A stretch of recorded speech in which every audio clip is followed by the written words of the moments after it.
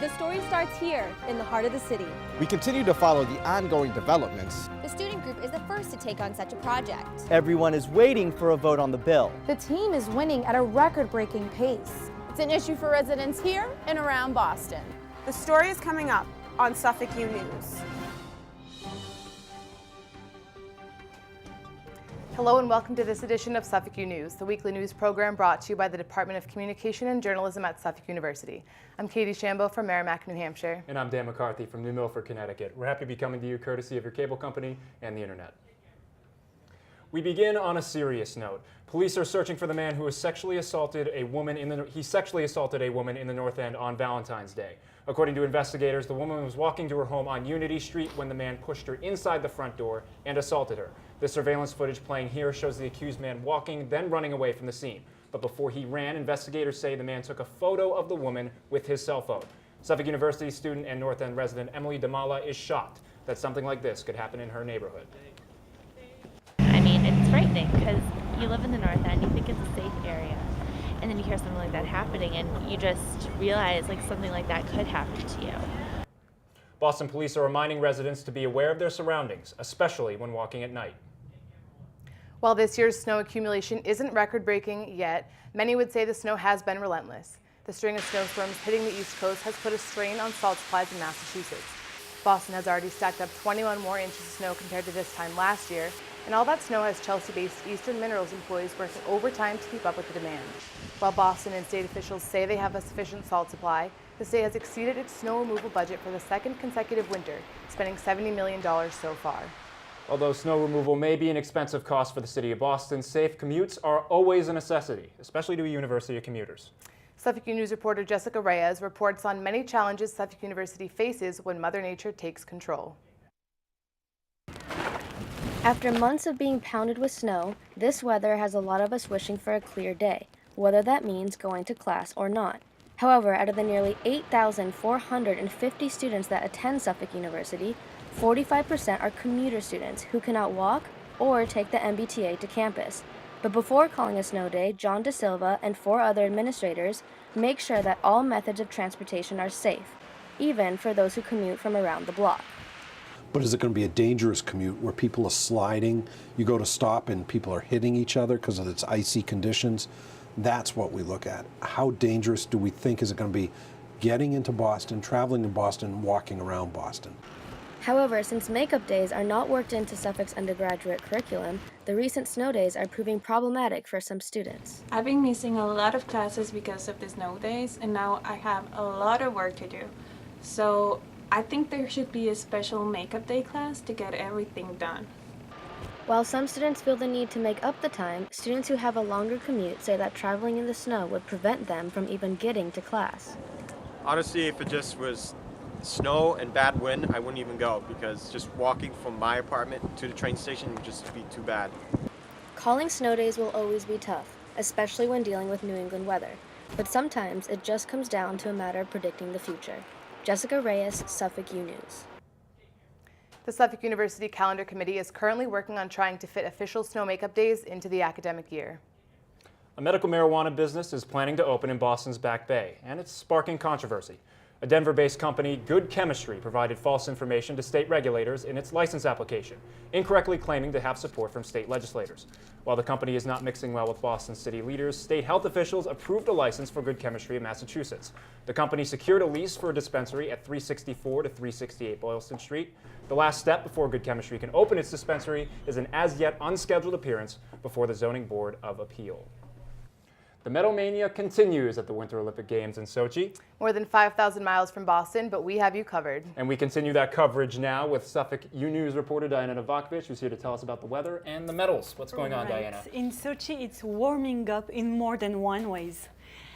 Something you cannot rely on during the Winter Games in Sochi is the medal count. It's constantly changing. As of our broadcast, the US and Russia hold on to lead at the Sochi Games with a total of 22 medals each. The US with 7 gold, the Russians with 6 gold medals. The Netherlands led the ranking last week and is now third with 20 medals total, 6 of them gold. But as the medal action is heating up, so is the weather in Sochi. The average temperature during these games is 45 degrees, the warmest Winter Olympics ever. However, temperatures have reached the 60s and a few days have been warmer than the summer Olympics in London 2 years ago. Sochi is located in the southwest region of Russia, and athletes have blamed the weather for poor conditions during competition. 430 snow machines have been installed in venues across Sochi. While the Olympics end later this week, our Olympic coverage will continue next week with a story that hits a little bit closer to home. All eyes could be on Boston as the city prepares to bid for the 2024 Summer Olympic Games. But that's not all they're bidding for. I'm reporter Dan Lamparello, and we'll tell you that and more on the next edition of Suffolk U News. Give us an update on what's been going on in Switzerland. So far they have won 10 medals. So as we say in Swiss German, so hope Schweiz, we will see what's going on. Well, we hope for the best. Thank you very much, Diana. The Olympic Games are ending soon, and everyone is waiting for the closing ceremony. The American dream just got more expensive. If the immigration reform bills pass, prices for a citizenship application could go from $680 to more than $2,000. This rise has some Suffolk University students worried about their future goals. Suffolk U News reporter Carla Rojo tells us how some students are taking a more cost-effective route to their future dreams. Suffolk University is home to more than 1,000 international students from more than 150 countries. Steve Viajay, a student from Germany graduating this May, hopes of getting into the optional practical training program after graduation.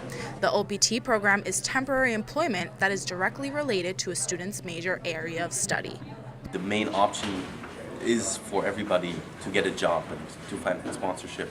Director of International Services at Suffolk University, Kathy Sparaco, thinks this can be a great thing for the U.S. to attract smart students into the country. Countries around the world are looking always to attract the best and the brightest. A sponsorship gets students one step closer to reaching their goals by having employers pay for their legal fees to receive legal status. Based on employment, so you could be working for an employer and they can sponsor you for permanent residency based on certain categories. Maintaining a good work ethic will keep you in the running to receiving a sponsorship. Students like Stevie are hoping that the OPT program will help them on the road to citizenship. Even though the price of citizenship is quadrupling in price, Stevie thinks this won't stop people from trying to achieve the American dream. I'm pretty sure the demands will remain to stay high, because the U.S. is just such a great country for everyone. Stevie hopes that once he is accepted into the optional practical training program, his job will help him with the immigration process and costs. Carla Rojo, Suffolk U News. For many students, the cost of liberty is priceless, but they are hoping that if the immigration reform bills pass, it does not create major barriers. Well, Boston is certainly a hockey-crazy town, so if you want to know about the thrill of skating and scoring, you can try it out for free. We'll tell you how in our Suffolk Scene Report that's coming up. Also ahead, forget the skates, think swimsuits, or as they call it in the world of competitive beauty, lifestyle and fitness competition. We follow these bathing beauties all the way to the Miss Boston crown when Suffolk U News continues. Welcome to contestant number 7, Molly Garrett.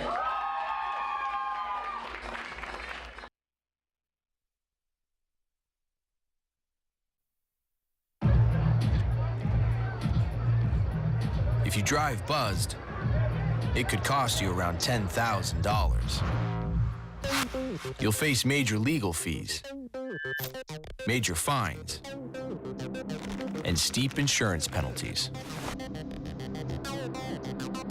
You could lose everything. Buzzed, busted, and broke, because buzz driving is drunk driving. From the hockey rinks to pageants, we have you covered.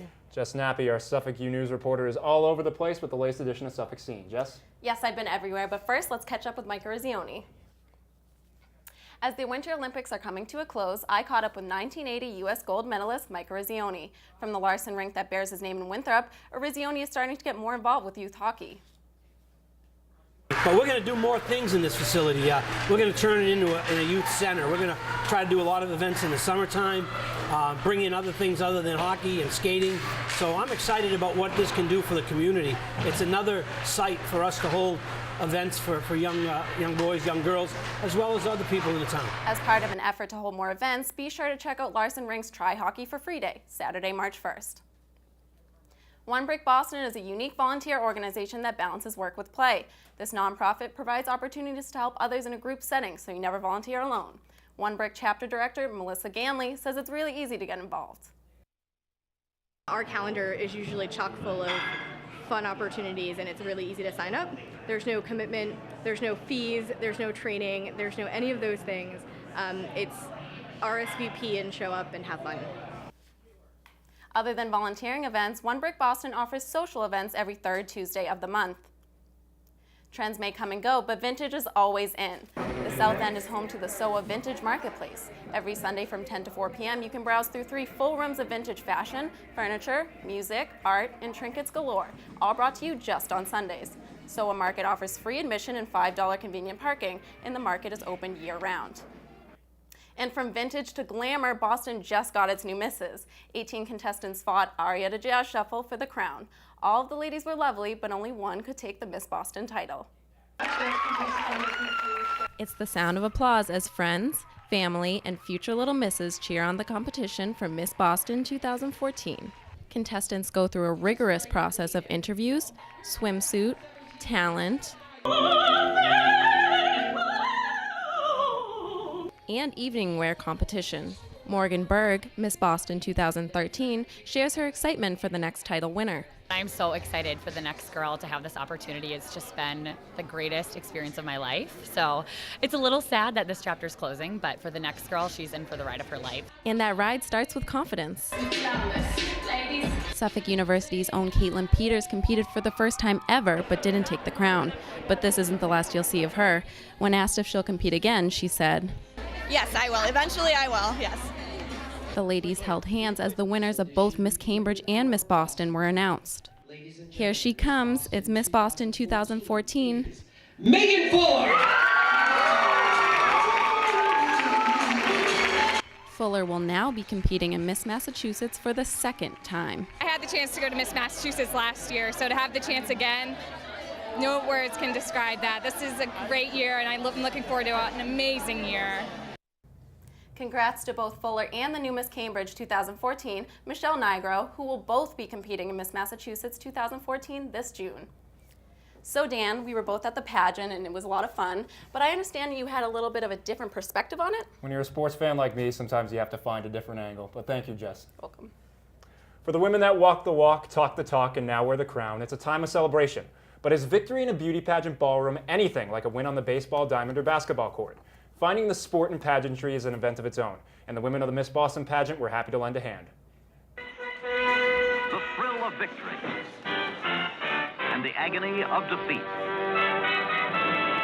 The wide world of sports is often reserved for jerseys and jockstraps. But what about stilettos and swimsuits? Beauty pageant contestants perform in front of large audiences, screaming fans, and hey, they even know how to showboat. So is it a sport? No, says Suffolk University student Caitlin Peters. She favors camaraderie over competition. We were like a big family. It's weird to say. I didn't really feel that I needed to really outdo anybody. But beauty pageant personal trainer Jeff Butterworth isn't buying that for a second. Anything you get into like this, where the stakes are so high and you spend so much time preparing, it doesn't matter how lightly you might take it, it's very competitive. It's a debate fit for royalty, so Megan Fuller provided the verdict in her first interview as Miss Boston 2014. Athleticism is a huge part of a pageant competition, but we take it one step further and provide academics as part of your score, your interview. In the Miss Boston pageant, interviews and onstage questions make up 30% of the judges' total score, so let's see Bill Belichick do that. That does it for this edition of Suffolk U News, the weekly news program brought to you by the Department of Communication and Journalism at Suffolk University. And I'm Katie Shambo. And I'm Dan McCarthy. Thank you for watching us here on the Boston Neighborhood Network or on the internet. Be sure to continue to watch for Suffolk U News, bringing you more from the school with the heart. In the heart of the city. Goodbye.